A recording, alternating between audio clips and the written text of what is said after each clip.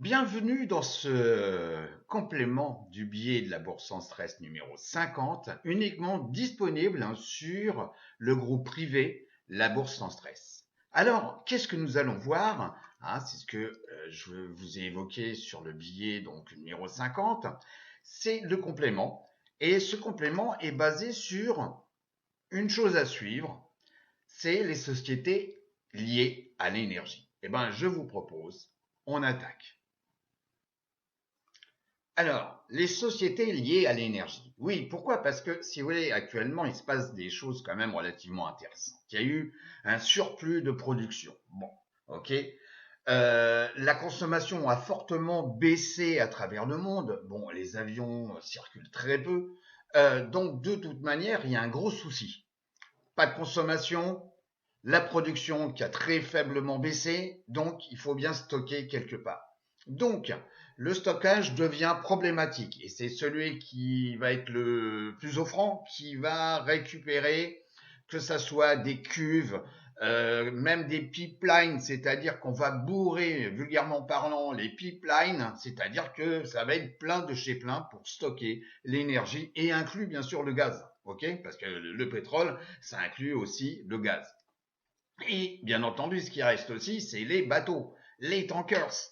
Donc, c'est un bon moyen de remplir les tankers, les bateaux, ok, qui restent à l'eau, etc., qui ne bougent pas, c'est pas un problème, mais on a stocké et on va stocker jusqu'au moment où l'offre risque de redémarrer.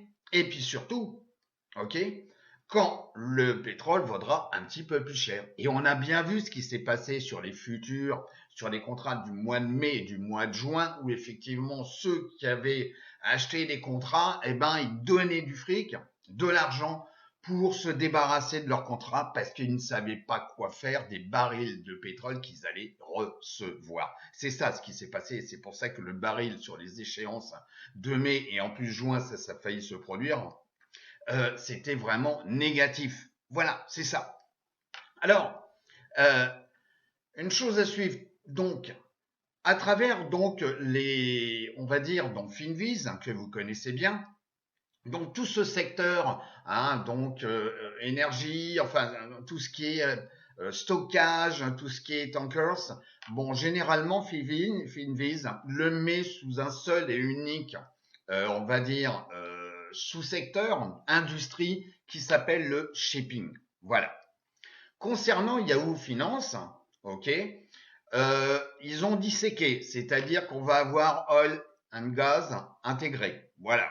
Midstream, donc à mi-chemin. Marine shipping. Bon. Donc, si vous voulez, je vous donne en fonction de l'outil que vous allez utiliser, que ce soit Yahoo Finance ou Finviz, donc le nom du secteur à utiliser pour faire un screening, pour détecter les sociétés qui peuvent être intéressantes à suivre ou pas, bien entendu, ce qui est valable dans un sens est valable dans l'autre. Bon. Et exemple. Et là, je ne vais pas vous faire une vidéo de 2h50, mais je vous donne deux exemples. Donc, à travers les deux screeners que Michael et moi nous utilisons, Michael avait d'autres valeurs, mais bon, le but, c'est pas de donner uniquement que de l'information gratuite, de vous donner en plus les screeners, etc., etc. C'est du contenu à forte valeur ajoutée. On vous donne deux exemples, voilà. Donc un qui vient de son screener à lui et le deuxième qui vient du mien. Voilà, comme ça, voilà. Bon. En tous les cas, chose intéressante, c'est que ce sont des exemples, c'est pas de la recommandation, mais en tous les cas, on voit comme quoi, dans les deux cas, le secteur, donc ici sur Yahoo Finance, sont les mêmes. Enfin, et le même. Excusez-moi, parlons autant français. Ok, et ça correspond sur Finviz, donc sur Shipping. Alors, on va aller voir directement déjà de quoi il s'agit. Alors, je vous propose, on va aller, alors je fais juste un petit check, voilà. On va aller directement sur, voilà, sur les cours, sur les, etc. On va d'abord regarder, si vous voulez, de quoi il s'agit. Alors, on va voir déjà la première société qui s'appelle GLOP. Voilà. Gaslock Partners. Ok, bon.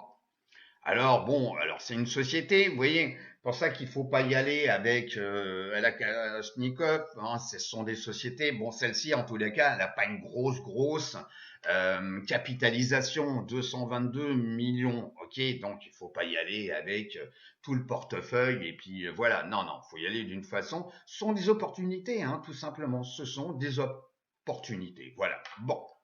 Alors là, ça c'est le cours hein, du vendredi 24, voilà, dans la journée. On va voir son profile, voilà, ici. Alors, le profile, donc voilà, c'est une société, vous voyez, le secteur c'est l'énergie, voilà. C'est une société, donc, midstream, c'est à mi-chemin entre le pétrole et le gaz, vous voyez, voilà.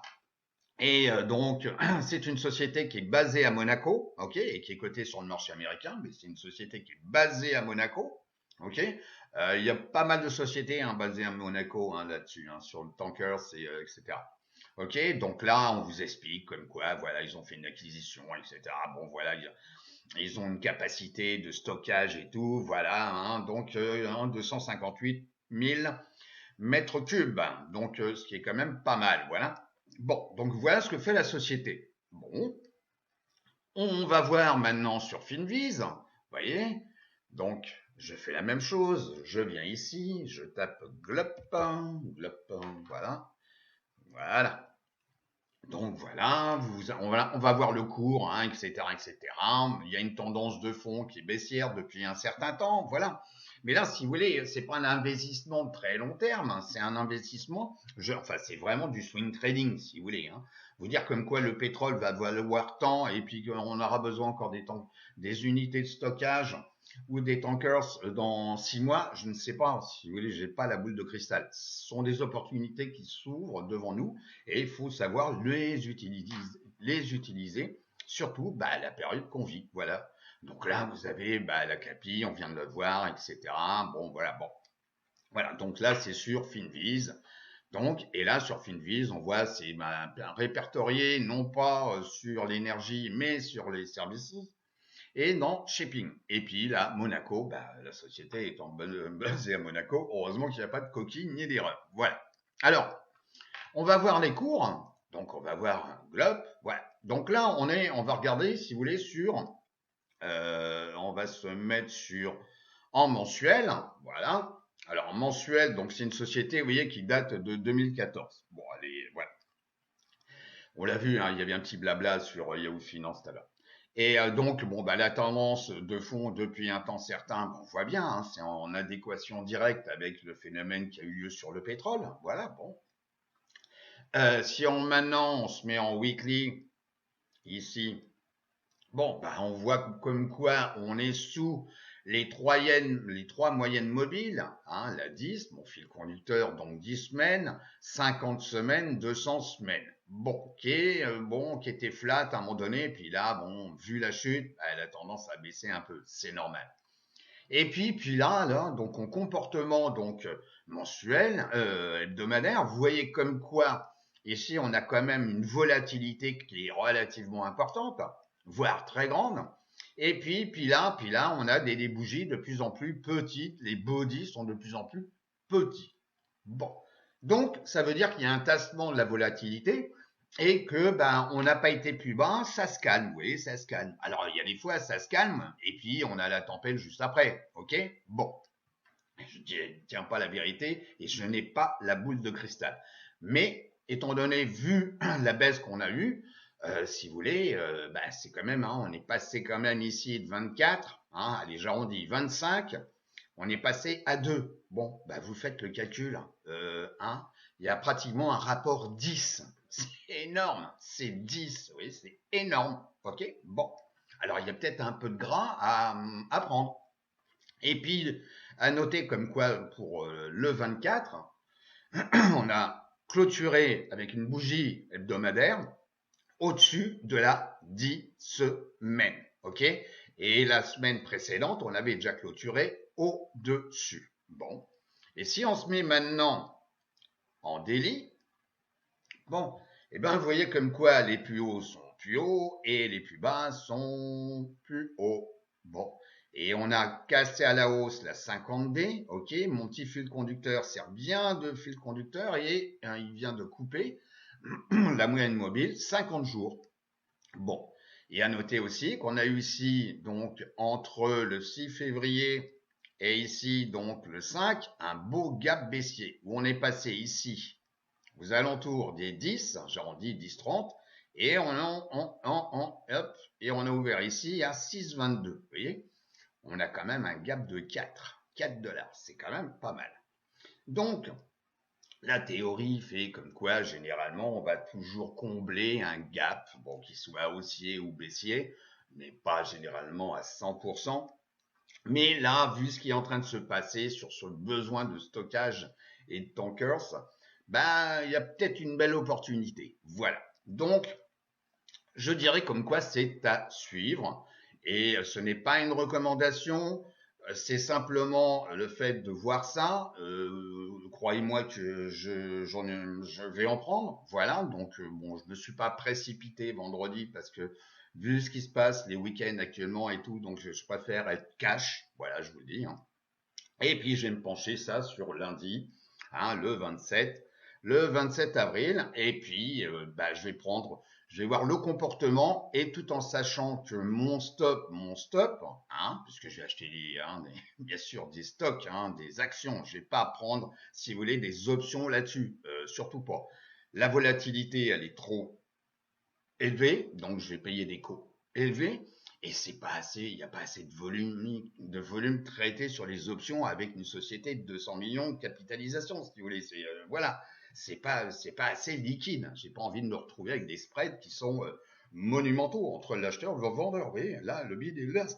Bon, donc moi, le stop que je vais placer, en tous les cas, il sera un 1,73. Voilà. Bon, on peut avoir hein, ce qu'on appelle la chasse au stop, mais bon, vu où on en est, si vous voulez, bon, voilà, je placerai moi un stop aux alentours des 1,80. Vous voyez, on peut se mettre même, voilà, on va être pédagogique. Voilà. On va, ouais, hein, aux alentours ici, vous mettez aux alentours des 1,80, 1,60, voilà, attendez, je vais remettre mes lunettes, 1,66, voilà. Mettez-vous là sur un ordre stop, voilà, ok. Ça vous laisse un peu de marge, ok. Donc ça, c'est un calcul, hein, donc un calcul de money management à faire. Moi, en tous les cas, mon stop, moi, je vous donne ça par recommandation pour vous, ok. Moi, mon stop, là, je l'ai mis, c'est très simple, je l'ai mis là à 2,63, juste en dessous de la moyenne mobile, donc 50 jours. Moi, je l'ai mis à 2,63. Je vous l'ai dit, 2,63. Voilà. Bon, donc ça, c'est Glop. La deuxième proposition, hein, c'est pas une recommandation, hein, je me répète, hein, c'est juste pour vous montrer comme quoi il peut y avoir des belles opportunités. Donc c'est TNK. Alors TNK, bah bon, déjà rien que le nom, hein, Tankers. Bon, donc là, ça veut dire comme quoi ils font pas des machines à laver, vous voyez. Bon. Alors, on va regarder exactement de la même façon. Donc, on va regarder sur du moyen terme, même du long terme. Voilà. Bon. Alors là, bon, si vous voulez, c'est une société qui vient de très haut, puisqu'on était, on rendait compte, hein, on est arrivé sur les plus hauts hein, historiques en 2008. Donc là, ça correspond au plus haut du pétrole, hein, souvenez-vous, hein, sur la crise hein, 2007, 2008, 2009. On était à 207 dollars, ok. Et puis, regardez, hein, on est venu ici dans les bas-fonds, ok, à 6,30. Bon. Alors, vous faire rêver en vous disant, bah, on va arriver là, non. Hein, il faut quand même pas, si vous voulez, voilà, c'est pas l'effet casino.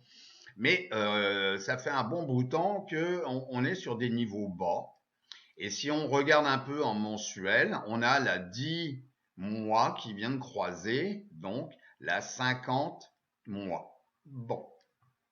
Et avec une forte augmentation des volumes. Si on regarde ici le volume moyen, il ne fait que monter en mensuel.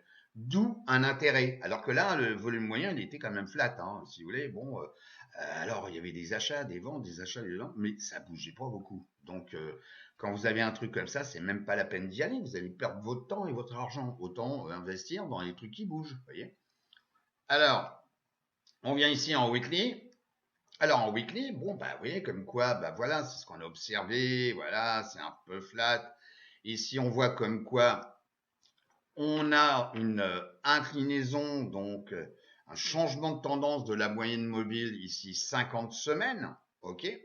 La 10 semaines, mon petit fil conducteur bah, joue bien son rôle. Ici, on a un retracement et on vient tester la 50, la 200, donc semaine. Hein, et là, rebond avec ici quand même une belle bougie d'inversion. Ok, bon, c'est pas un marteau, hein, ça c'est clair, ce n'est pas un marteau. Le body, il est beaucoup trop haut, voilà, par rapport à la mèche. Mais en tous les cas, belle réaction.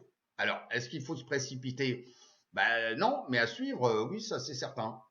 Si je me mets en daily, vous voyez comme quoi, on a un phénomène où ici, action, ça a monté. On a ici une phase donc de régression avec ce qui s'est passé depuis début janvier. On vient tester la zone de la 200 jours en termes de moyenne mobile. Ok, c'est toujours une zone.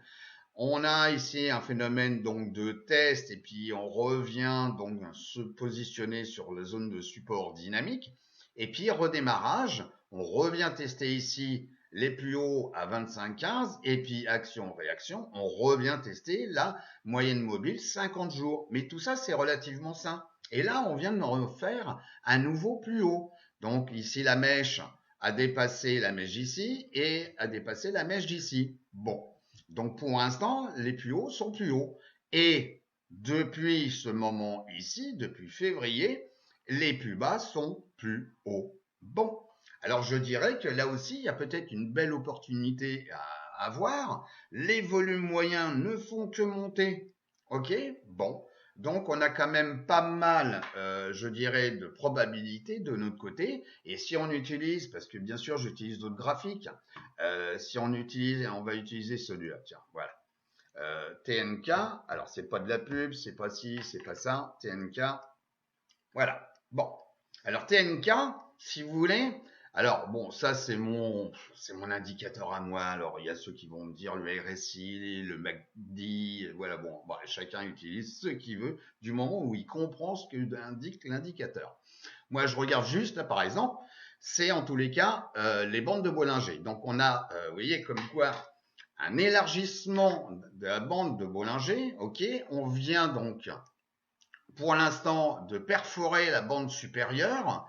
On est au-dessus donc de la moyenne mobile des bandes, donc ici en pointillé. Bon, on va peut-être revenir tester là, soit la SMA 50, parce que c'est bien, on est en délit, hein, soit la, la moyenne mobile des bandes de Bollinger, excusez-moi, voilà, ok. Mais en tous les cas, bon, voilà,